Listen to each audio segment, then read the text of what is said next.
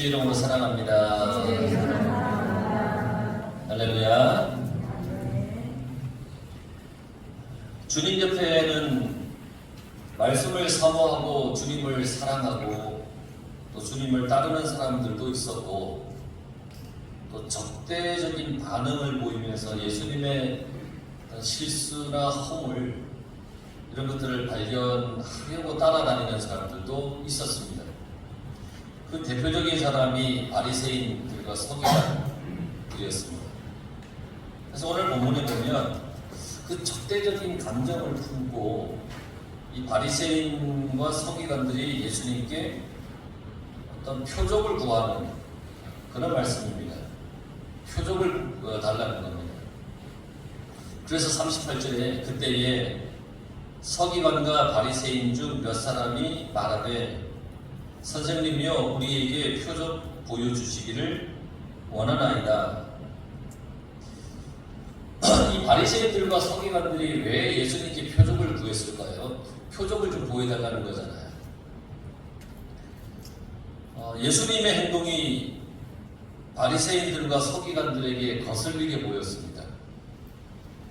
우리가 앞전에 쭉 계속 봤잖아요. 일하지 않아야 할 안식일에 예수님의 제자들이 배가 고파서 길을 가다가 밀밭에서 밀을 이렇게 손으로 훑어서 이것을 비벼서 먹었어요. 그러니까 안식일날 하지 말아야 할 일을 했다는 거예요. 회당에서 손 마른 자의 손을 고쳐주었어요. 또 귀신 들린 자 들려서 눈이 멀고 말 못하는 사람을 고쳐주시면서 이것은 하나님의 성령을 힘입어 하는 것이다 라고 말씀하실 때 그 바리새인들과 서기관들은 그 예수님의 말씀을 받아들일 수가 없었어요. 왜냐하면 이들이 볼 때에는 지금 예수님은 율법을 다 어기는 것이고 지금 예수님은 본인이 행하는 것이 하나님의 성령을 힘입어 행하였다라고 말씀하시는 그 말씀이 그들 입장에서는 신성모독으로 그렇게 들렸던 거예요. 예수님께서 28절에 이렇게 말씀하잖아요. 그러나 내가 하나님의 성령을 힘입어 귀신을 쫓아내는 것이면 하나님의 나라가 이미 너희에게 임하였느니라. 그 예수님의 이 말씀과 행하신 그 일들, 그것을 그들은 율법을 어긴 것이라고 생각을 했습니다. 그래서 바리새인과 서기관들이 예수님께 뭐라고 요청을 했느냐? 오늘 아까 말씀드린 것처럼 당신이 하나님의 성령을 받은 메시아의 힘을 표적을 통해 보여라. 그렇게 요구를 하고 있는 겁니다. 선생님이여 우리에게 표적 보여주시기를 원하나이다. 어떻게 보면 여러분 이걸 읽을 때 어떻게 읽었어요? 이 바리새인들이 예수님께 정중하게 부탁하는 것처럼 읽었습니까? 그러면 예수님 표적을 우리에게 좀 보여주실 수 있겠습니까? 이런 이제 어투로 여러분 읽으셨죠? 그런데 원어에 보면, 원문에 보면 이들이 하는 예수님께 이렇게 얘기하는 것은 아주 공격적인 어투로 그들이 말을 하고 있는 겁니다. 이게 선생님이요 이렇게 신사적으로 부르는 것이 아니라 이보시오 그러면 우리에게 어떤 표적 좀 보여봐봐. 이렇게 막 지금 제가 하는 것도 굉장히 얌전한 어떤 표현일 겁니다. 굉장히 공격적으로 얘기를 했습니다. 자기들이 믿을 만한 표적을 보여주면 하나님의 아들로 믿겠다는 겁니다. 성령의 역사를 받아들이겠다는 겁니다. 그런데 정말 이 바리새인들과 서기관들이 예수님을 통해서 이 표적을 보고 싶어서 그렇게 얘기를 했느냐? 아니에요. 예수님이 하시는 일, 전하시는 말씀, 좀 더 얘기하면 예수님이 무조건 싫은 거예요. 그냥 무조건 싫은 거예요.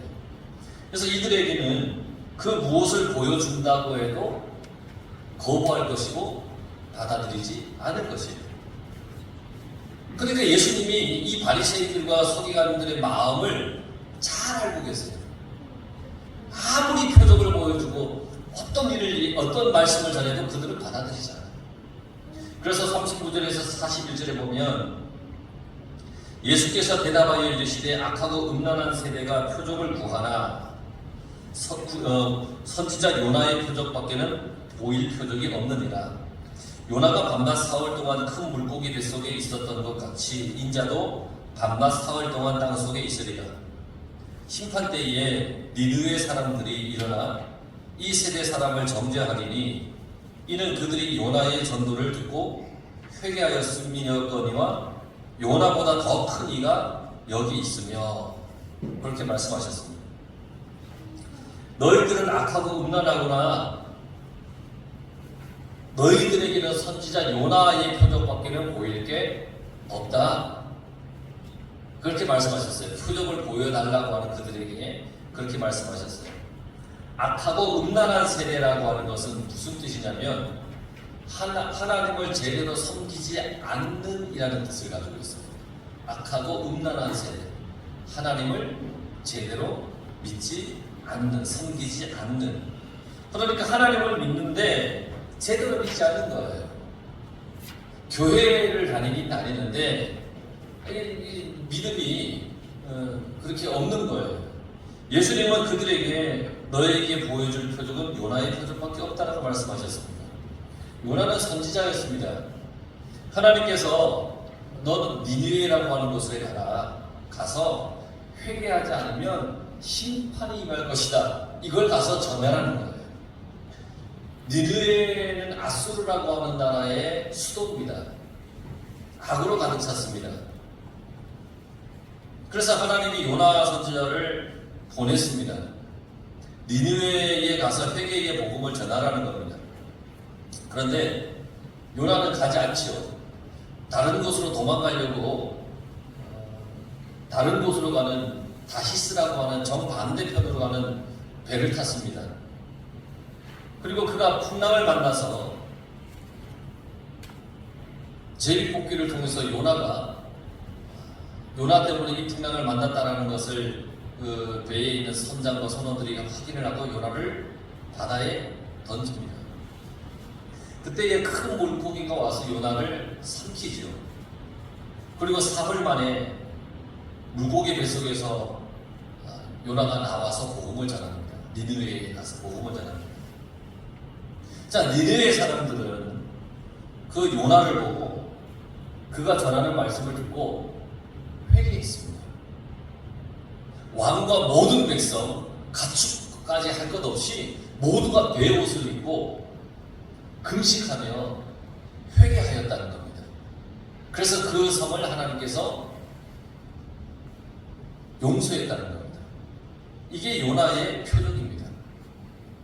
여기서 요나의 표적은 요나가 일으킨 표적을 말하는 것이 아니라 요나 자신이 표적이라는 말씀입니다. 내가 너희에게 보여줄 것은 요나의 표적밖에 없다. 이게 요나가 일으켰던 어떤 기적적인 일들이 아니라 그냥 요나 자신이 표적이라는 겁니다. 요나는 물속의 뱃속에서 들어갔다가 살았습니다. 이게 사람들에게 얼마나 놀라운 사실이겠습니까? 그냥 우리는 성경에 쓰여 있으니까 요나가 물고기 뱃속에서 3일 동안 있다가 살아났구나 이렇게 읽지만 실제 이 요나가 물속의 뱃속에 들어갔다가 3일 만에 살아난 것을 사람이 봤어요. 얼마나 놀랐겠습니까? 흑동고래가 누군가를 삼켰어요. 오늘날. 그리고 3일 만에 배탈했다는 게 이제 해외 지구촌 뉴스에 그냥 나왔습니다. 떠들썩하게. 이거 보면 여러분 놀라지 않겠습니까? 큰 물고기 뱃속에서 사람이 기어 나오는 거예요. 해변에다가 배 탔다고 그랬잖아요. 그걸 본 사람이 없겠습니까? 해변에서. 배가 항해를 하다가 큰 풍랑을 만나서 다 깨질 듯이 고난을 겪고 거기서 던져진 사람이 물고기 뱃속에 있다가 육지에 토해내져서 살아난 것을 봤다면 어떻겠습니까? 놀라지 않겠습니까? 대단했을 겁니다. 아주 놀라운 일일 겁니다. 근데 니느웨 사람들이 이걸 보고 그가 전한 말을 믿었던 겁니다. 요나의 말을 믿었던 겁니다. 이게 요나의 표적이라는 겁니다. 요나를 보고 그 말씀을 믿고 회개한 겁니다. 예수님께서 너희들은 악하고 음란하다. 너희들에게 보여준 표적은 요나의 표적밖에 없다. 요나가 밤낮 사흘 동안 물고기 뱃속에 있었던 것 같이 인자도 밤낮 사흘 동안 땅 속에 있으리라. 요나처럼 예수님도 땅 속에 무덤 속에 사흘 동안 있을 거라는 말씀입니다. 예수님의 말씀은 두 가지예요. 하나는 나는 죽었다가 무덤에서 부활할 거다. 나는 메시아 하나님의 아들이다. 또 하나는 그렇게 부활한 다음에야 내가 메시아였다는 것을 알게 될 것이다.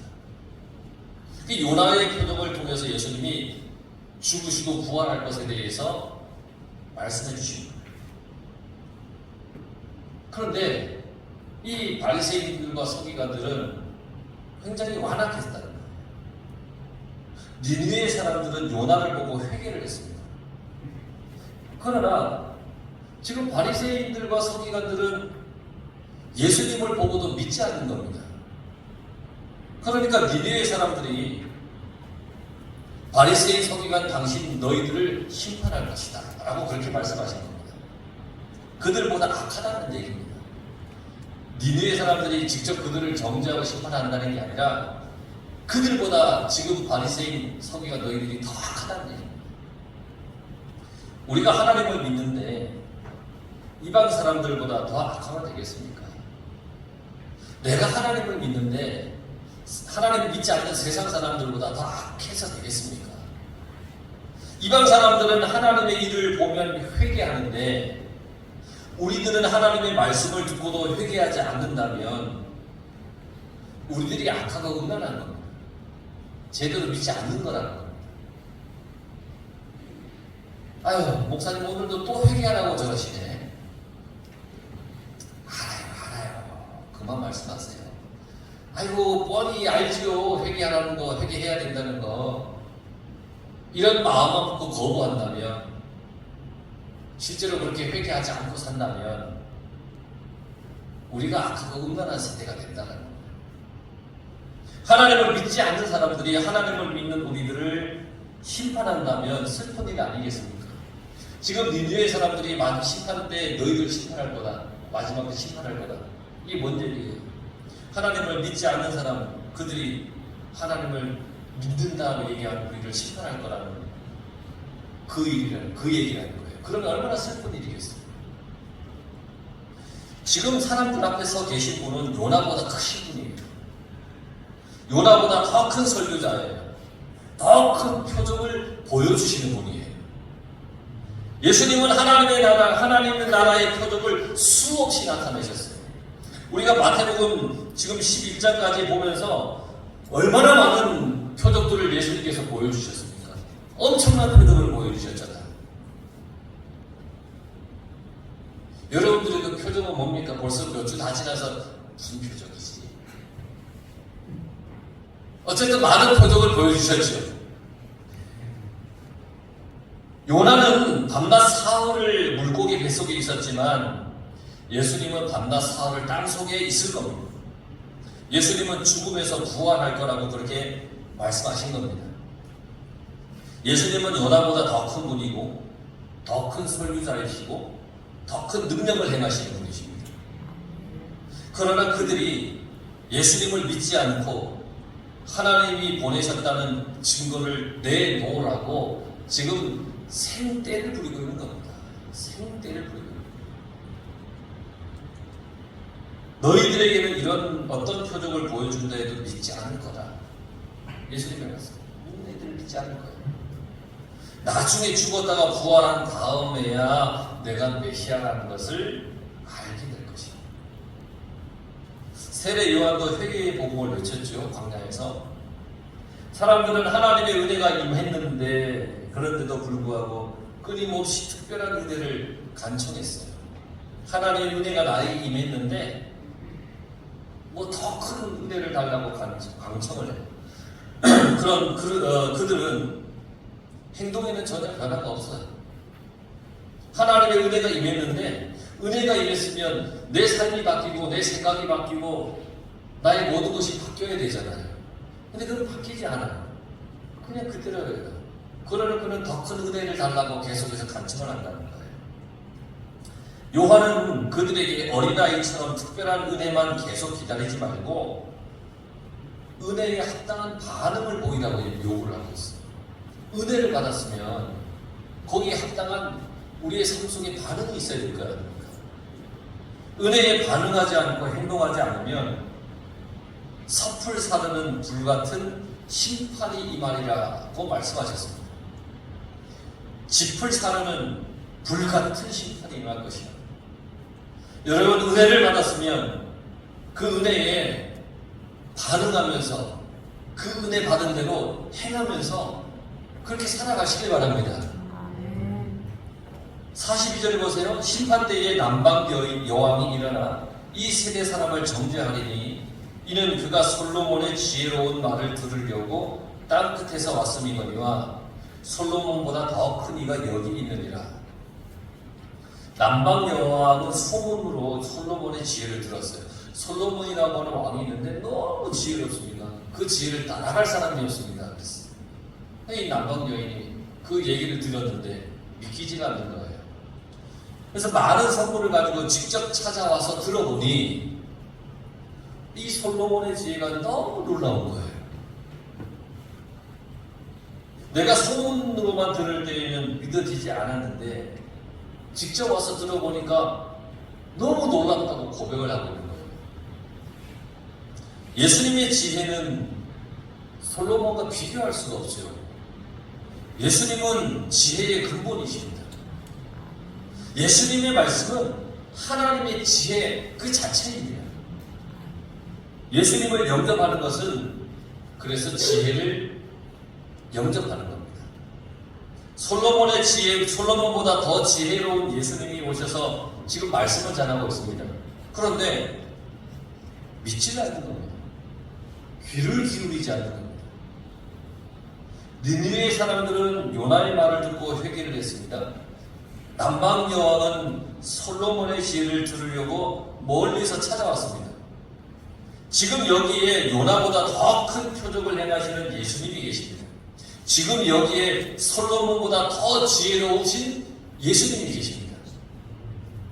여러분, 우리는 지금 무엇을 찾고 있고 무엇을 좋아해야 할까요?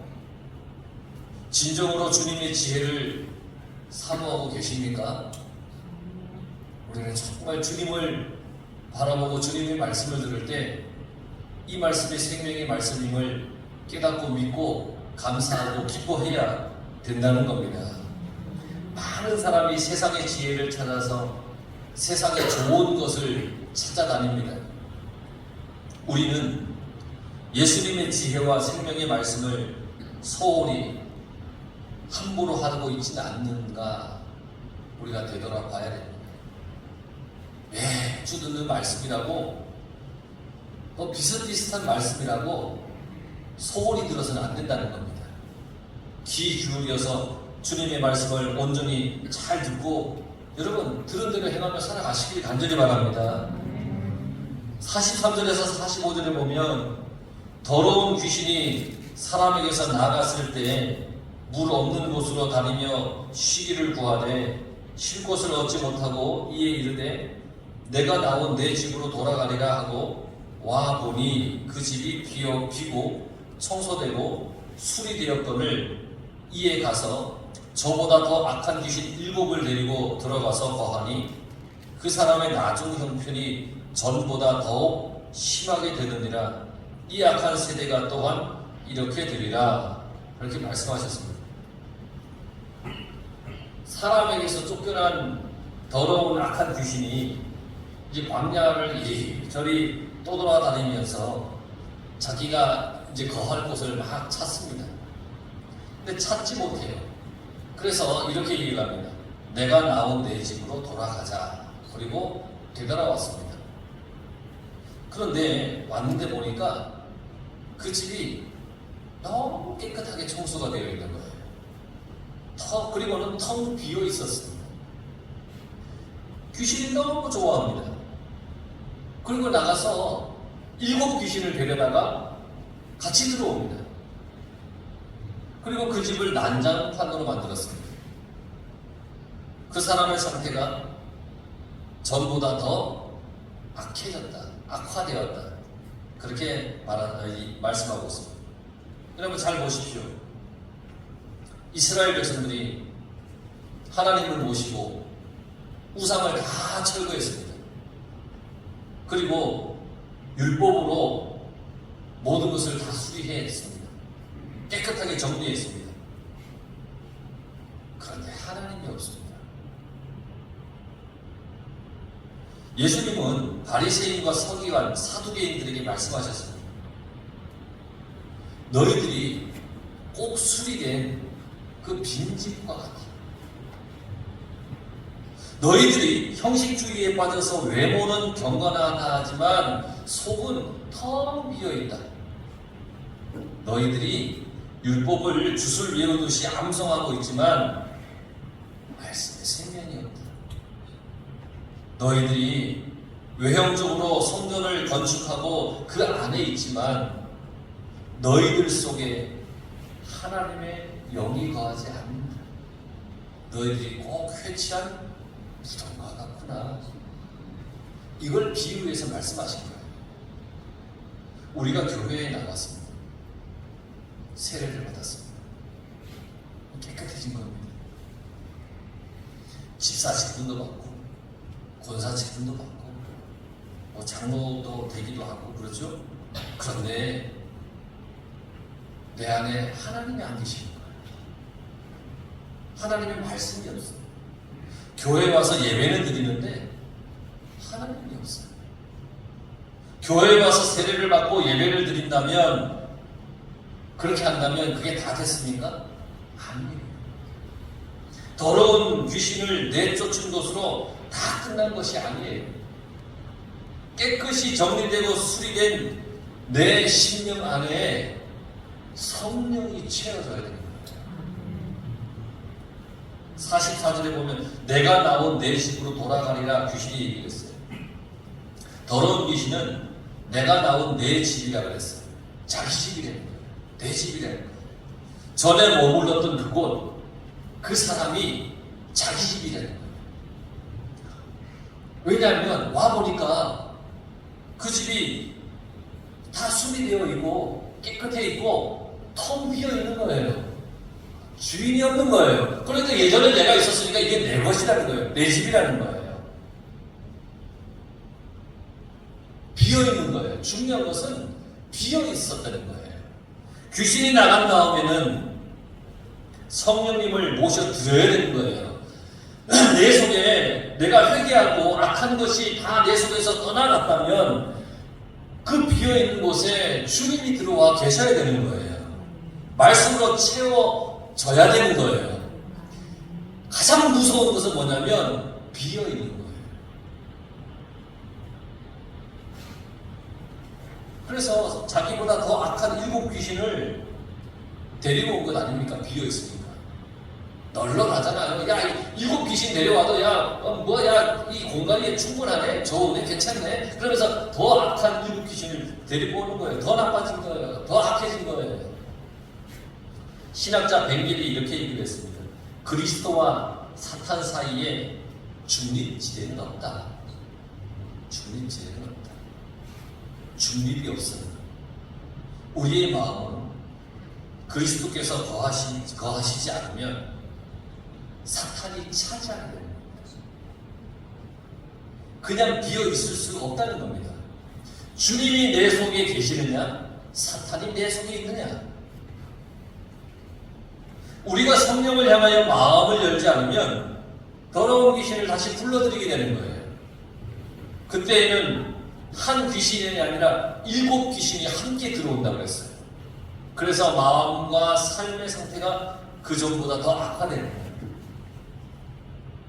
45절에 이 악한 세대가 또한 이렇게 되리라 그렇게 말씀하셨습니다. 바리새인과 서기관, 사두개인들을 향하여 말씀하는 겁니다. 악한 세대가 이렇게 될 것입니다. 바리새인들과 서기관들이 하나님을 믿지 않은 것이 아니에요. 그들도 하나님을 믿는 사람이에요. 그런데 그 속에 그 마음이 텅 비어 있는 거예요. 영적인 눈이 건강해야 됩니다.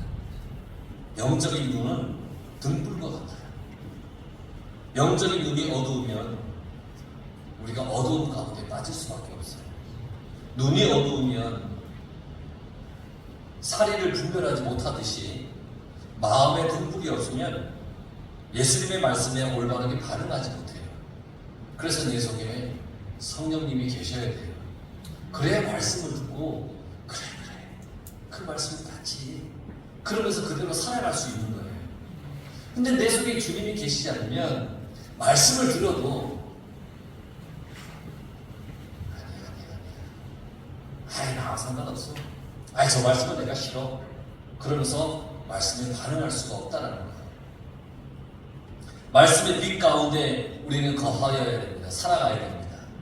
말씀의 빛을 떠나면 영이 병들고 악에 빠지게 된다는 겁니다. 여러분, 그래서 주님이 말씀하셨어요. 내 안에 있는 빛이 어두움이 되지 않도록 주의하라. 여러분들의 마음속에 빛이 어두워지지 않도록 날마다 성령이 내 속에 들어와 계시기를 사모하며 간구하며 성령의 은혜 안에 성령 충만함 가운데 여러분 살아가시기를 간절히 축원합니다.